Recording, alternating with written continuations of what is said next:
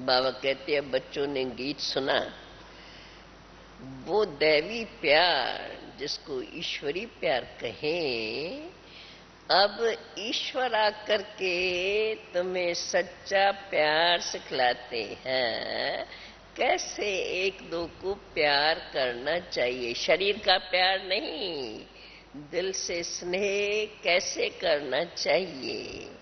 देखो भारत में कितना सच्चा प्यार था। कब था?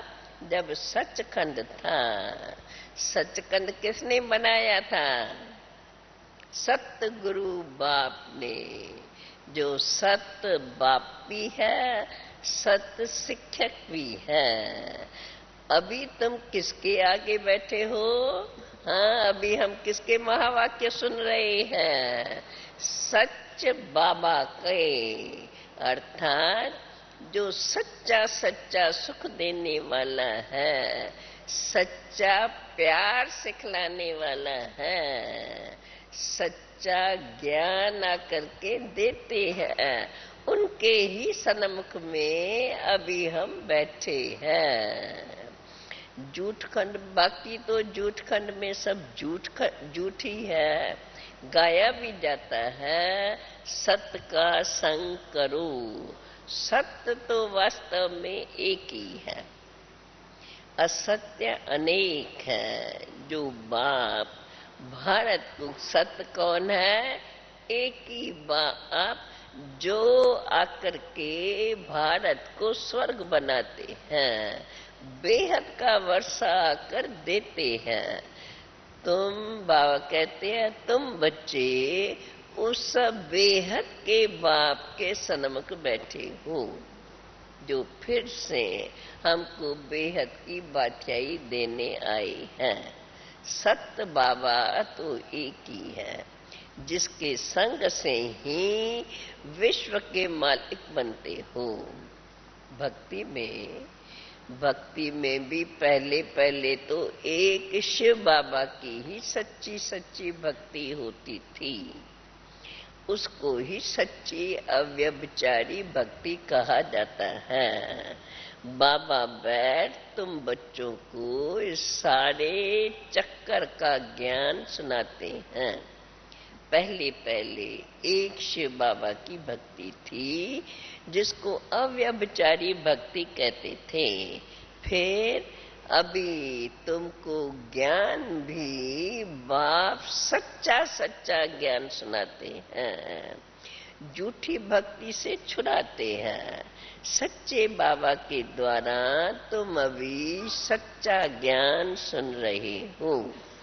बाबा कहते हैं, तुम बच्चे जानते हो ये सत का संग हमको कहाँ ले जाएगा? स्वर्ग में ले जाएगा।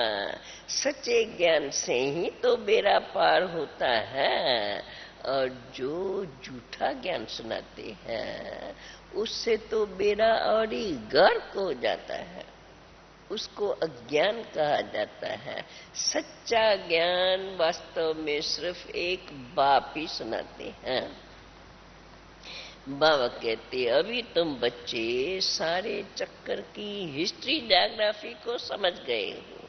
समझ गए हैं ना हम सभी? सारे सृष्टि चक्कर की हिस्ट्री ज्योग्राफी को समझ गए हो।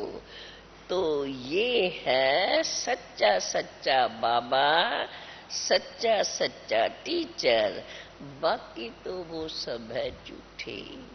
सत्युग में भी सच्चा बाप कहेंगे, क्योंकि वहां झूठा तो होता ही नहीं। ईश्वर को सर्वव्यापी नहीं कहेंगे। झूठ तो तब ही शुरू होता है जब ईश्वर को सर्वव्यापी कह देते हैं। परंतु वास्तव में ये झूठ बनाने वाले कौन? बताओ, झूठ बनाने वाले कौन? ये 5 विकार। जब वो आते हैं तब ही झूठ शुरू होती है। बाबा कहते हैं, अभी तुम बच्चों के बुद्धि में है क्या क्या है? हमारे बुद्धि में हम बेहद के निराकार बाप के सन्मुख में बैठे हैं। ये बाबा भी कहता है, ब्रह्मा बाबा भी कहते हैं, हम उस बाप के सन्मुख बैठे हैं, मैं उनको ही याद करता हूँ, घड़ी घड़ी मैं याद करता हूँ, क्योंकि मैं बाबा का सच्चा सच्चा बच्चा हूँ ना। तुमको तो इस साकार को छोड़कर देखते साकार को हो, परंतु उनको छोड़ उनको याद करना है। हमारे लिए ब्रह्मा बाबा कहते, हमारे लिए तो एक बाबा ही है, तुम्हारे लिए तो थोड़ी ये साकार को देखने से थोड़ी अटक पड़ती है। मुझे क्यों अटक पड़ेंगी, मेरे लिए तो एक ही है। तुम्हारी नजर इस पर जाती है, मेरी नजर किस पर जाएंगी? मेरा तो डायरेक्ट शिव बाबा से कनेक्शन हो गया। तुमको शिव बाबा को याद करना पड़ता है, इस साकार को क्रॉस करना पड़ता है कि ये याद न पड़े। होती है क्या मूंझ? हाँ, डिफिकल्टी लगती है क्या? नहीं लगती है ना, डिफिकल्टी लगती है। मेरे लिए शिव ब्रह्मा बाबा बोले, मेरे लिए तो एक शिव बाबा ही है, तुम्हारे सामने दो बैठे हैं, हमारे सामने तो सिर्फ एक ही है। मैं उनका बच्चा हूँ, फिर भी मैं उनका बच्चा हूँ, मेरे सामने एक ही है, मैं उसको ही डायरेक्ट याद करता हूँ।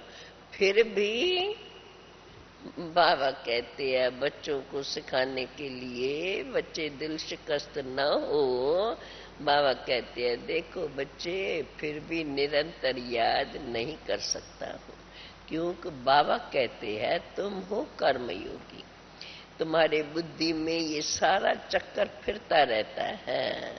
सत्युग त्रेता में इतने जन्म पास किए, फिर इतने जन्म लेते लेते 84 जन्मों का हिसाब भी तो है ना।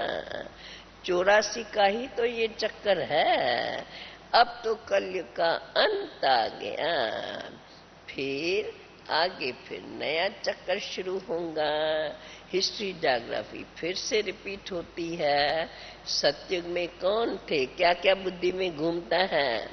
सत्युग में कौन थे, कहाँ पर राज करते थे? ये भी तो तुम बच्चे जानते हो कि सारी विश्व पर देवताएं ही राज करते थे। अभी तो कहेंगे, अभी तो क्या कहते हैं राज वाले, अलग अलग राज होने के कारण अभी तो कहते हैं तुम हमारी हद में नहीं आओ, हमारा पानी नहीं लो। बाबा तो है बेहद का मालिक। बाबा कहते हैं बच्चे मुझे याद करो। ये बाबा साकार ब्रह्मा बाबा नहीं कहते हैं, इनके द्वारा निराकार बाबा तुम आत्माओं को कहते हैं बच्चे, हे आत्माएं मुझे याद करो, तो तुम कभी भी रोगी व बीमार नहीं होंगे। यहाँ तो बाप बच्चों को पैदा कर, यहाँ इस दुनिया में तो कई ऐसे भी है बाप बच्चों को पैदा करके फिर उन्हों से जल्दी खुद मर जाते हैं, तो खुद कितने दुखी हो पड़ते हैं। फिर तो शरीर निर्वाह सर्विस करनी पड़े, बच्चे कितने दुखी हो जाते हैं, फिर उन्हों को भी शरीर निर्वाह सर्विस करनी पड़े, क्योंकि अब ये तो है ही दुख धाम। बाप देखो तुम्हें कोई भी तकलीफ नहीं देते हैं, सिर्फ कहते हैं मुझे याद करो तो तुम्हारे विक्रम विनाश हो जाएंगे। केवल बाप और वर्षे को याद करो। बच्चे जानते हैं बाप से हमको बेहद का वर्षा मिलना है, तो भी ये जानते हुए भी अपना धंधा धूरी जरूर सीखते हैं। जैसे लौकिक में पहले बताया ना, जानते हैं फिर भी अपना धंधा धूरी जरूर सीखते हैं। वर्षे के लिए बैठ तो नहीं जाएंगे ना, बाकी सिर्फ जो राजाई में जन्म लेते हैं वे वर्षे के लिए बैठते हैं। पर राजाई कैसे प्राप्त होती है? बहुत दान पुण्य करने से ही राजाई घर में जन्म मिलता है। फिर तो राजाई ही संभालनी पड़े। वे राजाएं तो पतित हैं। अब तुम्हें तो पावन राजाओं के पास जाकर के जन्म लेना है। लक्ष्मी नारायण के घर में वह सूर्यवंशी की राजाई में जन्म लेना है। वहां तो कोई भी प्रकार का दुख होता ही नहीं, सभी दुखों से छूट जाते हो। बाबा आकर के अब तुम्हें यह धीरज देते हैं, बच्चे अभी ये तुम्हारा अंतिम जन्म है। तुम्हारी तो जन्म जन्मांतर से ये हालत तो होती आई है, अर्थात दुख तो देखते ही आए हो। बच्चे गिरते ही आए हो दुखधाम में, सुखधाम कहाँ से आवे? यहाँ तो बहुत दुख है, सुख तो अलग काल का है। देखो बाबा कहते हैं भल बड़े बड़े आदमी हैं, उन्हों को भी दुख ही दुख है। इस समय तो जो गरीब है वे सबसे अच्छे हैं। बाबा आए हैं गरीबों को शाहूकार बनाने। दान भी तो गरीबों को ही करना होता है, सब साधारण है ना। बाकी जो लखपति है, जिनके पास करोड़ों रुपया है, कितना भी उन्हों को समझाओ फिर भी अपने धन की कितनी मगरूरी रहती है। बाबा कहते हैं ऐसे को धन क्या देना, ये ज्ञान धन भी ऐसे को क्या देना है। मैं तो हूँ ही गरीब निवास, ऐसी कन्याएं माताएं ही गरीब कन्याएं माताएं ही ज्ञान लेती है। वारिस भी बच्चा ही बनता है, तो माताएं भी जैसी गरीब है। देखो वैसे तो देखा जाए कन्या का कितना मान है, सब उसको पूजते हैं, परंतु शादी करने के बाद खुद ही पुजारी बन जाती है। आधा कल्प पूजा, वैसे तो गाया जाता है आधा कल्प पूजा आधा कल्प पुजारी, परंतु कन्या तो इस एक ही जन्म में फिर पहले पूजा है और शादी के बाद फिर पुजारी बन जाती है। कितना पावन है कन्या, पहले कितनी पावन है, शादी करने से ही पुजारी पतित बन जाती है। पति को परमेश्वर समझ करके सिर झुकाती रहती है।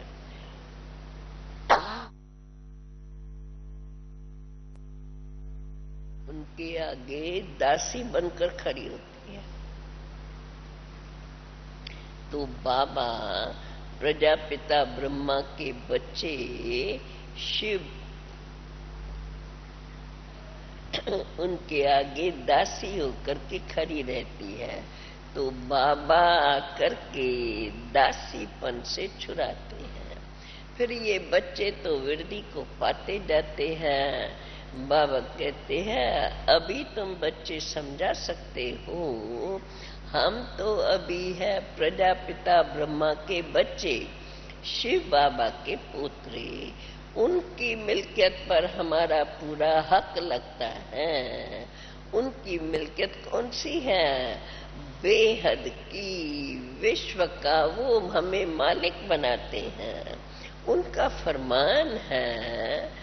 विश्व का तो मालिक बनेंगे पर कंडीशन, उनका फरमान है बच्चे माम एकम याद करो तो मैं सत्य कहता हूँ तुम नारी से लक्ष्मी बन जाएंगी।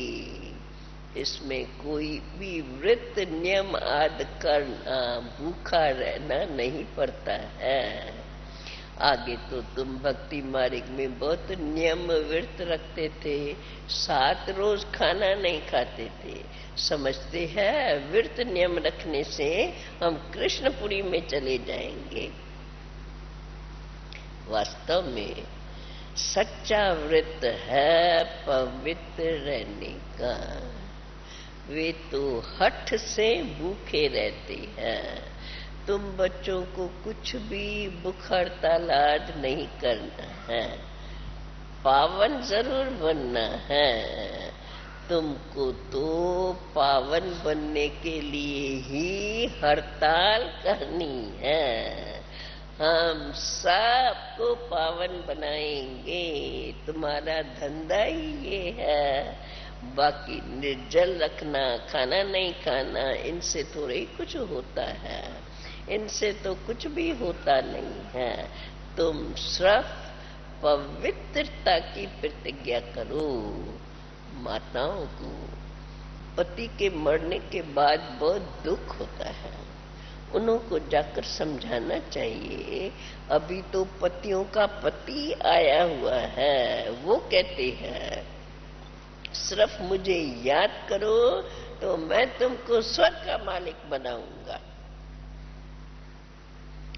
ये है पतियों का पति, शिव बाबा है पतियों का पति, बापों का बाप। पति मर जाए तो स्त्री को ज्ञान समझा करके शिव बाबा से सगाई करानी चाहिए। समझाना है, तुम रोती क्यों हो? सत्युग में कोई रोते नहीं है, यहाँ देखो सब कितने रोते रहते हैं। वास्तव में भारत में तो सच्चा सच्चा देवताओं का राज्य था। आज तो देखो एक दो को मारते पीटते रहते हैं। आसुरी राज्य है ना। लक्ष्मी नारायण का चित्र देखो कितना बहुत अच्छा है, इसमें सारा सेट आ जाता है। त्रिमूर्ति, लक्ष्मी नारायण, शिव बाबा, राधे कृष्ण सब है। ये चित्र भी अगर कोई रोज देखता रहे तो याद रहे हम शिव बाबा हमको ब्रह्मा के द्वारा ऐसा बना रही हैं। घर में भी छोटे छोटे बोर्ड बना करके लिख दो, बेहद के बाप को जानने से तुम 21 जन्मों के लिए स्वराज्य पद पा सकते हो। धीरे धीरे बहुत मनुष्य बोर्ड देख करके तुम्हारे पास आएंगे। तुम हो रूहानी अविनाशी सज्जन, रूहानी सर्जरी का कोर्स पास कर रहे हो तो बोर्ड लगाना पड़ेगा ना। बोलो, इस बाप को याद करने से तुमको बेहद की बातें मिलेंगी। बाबा ने प्रश्न बहुत अच्छे लिखे हैं, प्रश्नावली जो बनी हुई थी। बाबा के कितने रूहानी बच्चे हैं, बचरेवाल है ना बाबा, इसमें भाई बहन दोनों आ जाते हैं। बाबा के पास आते हैं तो बाबा समझाता है। कितने देखो कितने ब्रह्मा कुमार ब्रह्मा कुमारियां हैं, मैं कितना बचरेवाल हूँ। बच्चे तो और भी वृद्धि को पाते जाते हैं। तुम समझा सकते हो, हम तो आपस में भाई बहन हैं। हमारी कभी भी किसमें विकार की दृष्टि जा नहीं सकती है। बाप कहते हैं बच्चे देह सहित देह का झूठा संबंध छोड़कर मुझे याद करो तो तुम पावन बन जाएंगे। तुम अंजाम भी करते आए हो, गर्भ जेल में अंजाम करते हैं ना, वैसे बाबा हम बच्चों को याद दिला रहे हैं, तुम अंजाम भी करते आए हो। मेरा तो एक शिव बाबा दूसरा न कोई, है ना हमारा गीत। मेरा तो एक शिव बाबा दूसरा न कोई। सुना है सभी ने? मैं समझती हूँ अभी के जो आए होंगे सभी ने सुना है, मेरा तो एक शिव बाबा दूसरा न कोई। मेजॉरिटी ने सुना है।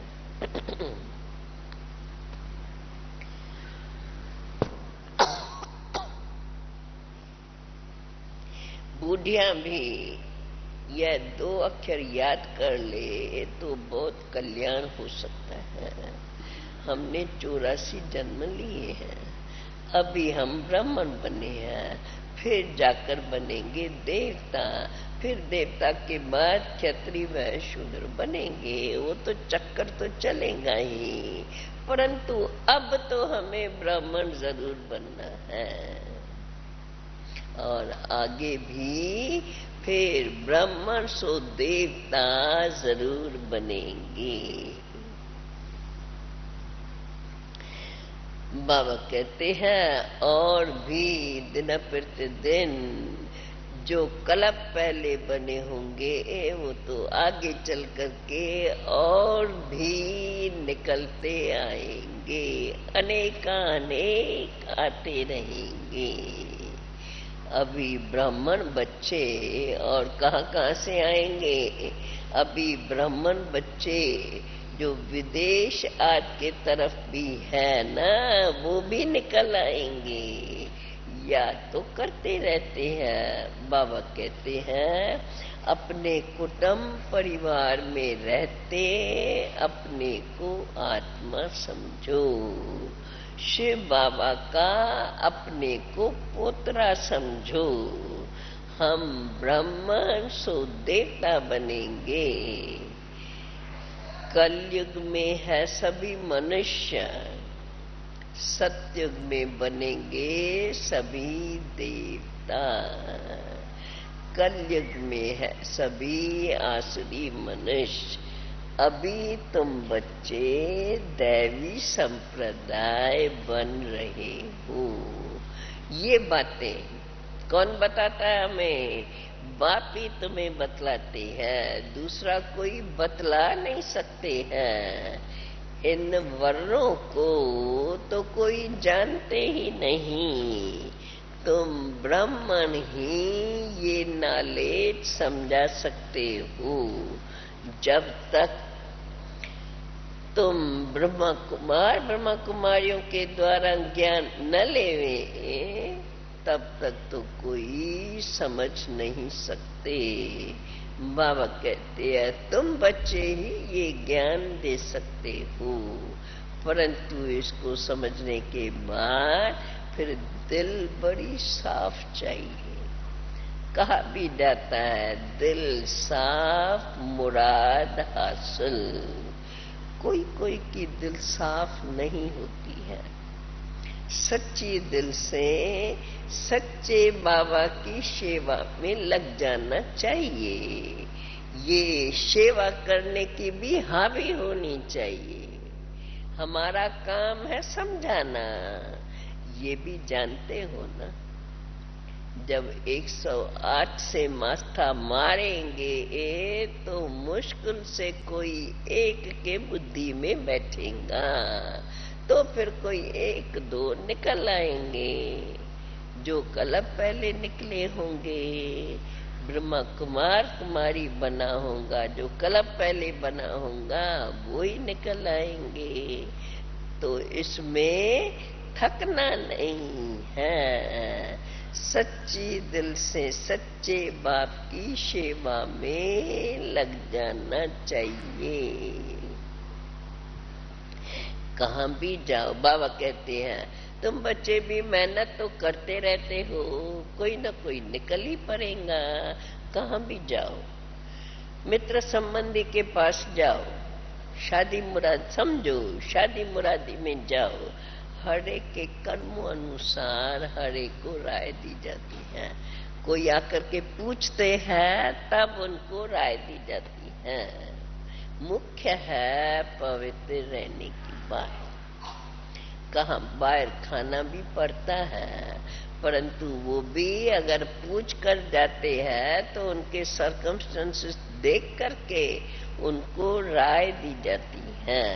अच्छा बच्चे, शिव बाबा की याद में रहेंगे तो फिर तुम्हारे पर माया का असर नहीं होगा। बाबा सबको छुट्टी नहीं देते हैं, लाचारी हालत में देखा जाता है, नहीं तो इनकी नौकरी छूट जाएंगी। हर एक को अलग अलग राय दी जाती है। दुनिया बहुत खराब है, कईयों के साथ रहना पड़ता है। एक कहानी भी है ना, गुरु ने एक चेले को कहा तुम शेर की गुफा में जाके रहो, दूसरे को कहा तुम वैश्या के पास जाके रहो। परीक्षा लेने के लिए उनको ऐसी ऐसी जगह भेजा था। वास्तव में कोई परीक्षा ये नहीं है। अब ये बातें तुम बच्चों के लिए नहीं है, तुमको शेर के पास तो नहीं भेजेंगे। बाप तो समझाते हैं, कोई भी हो तुम अपनी सेवा करते रहो, बाप का परिचय देते रहो। दिन प्रतिदिन धीरे धीरे उनके बुद्धि का ताला खुलता जाएगा। झाड़ तो बढ़ना ही है, तब तो विनाश शुरू होगा। जब झाड़ वृद्धि को पाए तब तो फिर पुरानी दुनिया का विनाश होगा। इनसे पहले विनाश तो हो नहीं सकता। अगर ये वृद्धि को, ये नया झाड़ जितना वृद्धि को पाएगा तभी वो पुराना झाड़ विनाश होगा। इनसे पहले तो विनाश हो नहीं सकता। यहाँ तो अब राजधानी स्थापन हो रही है, इसलिए बाप कहते हैं बिल्कुल सिंपल बात, अधिक विस्तार भी नहीं। बस बाबा कहते हैं बच्चे निरंतर मुझ बाप को याद करो। बस इतनी सहज बात बाबा कहते हैं, निरंतर मुझे याद करते रहो और फिर औरों को समझाते जाओ, तो राजधानी बनने के कारण वृद्धि होती ही जाएगी। अच्छा अच्छा, मीठे मीठे सिकील दे बच्चों प्रेत, माता पिता बाप दादा का याद प्यार और गुड मॉर्निंग। रूहानी बाप की रूहानी बच्चों को नमस्ते।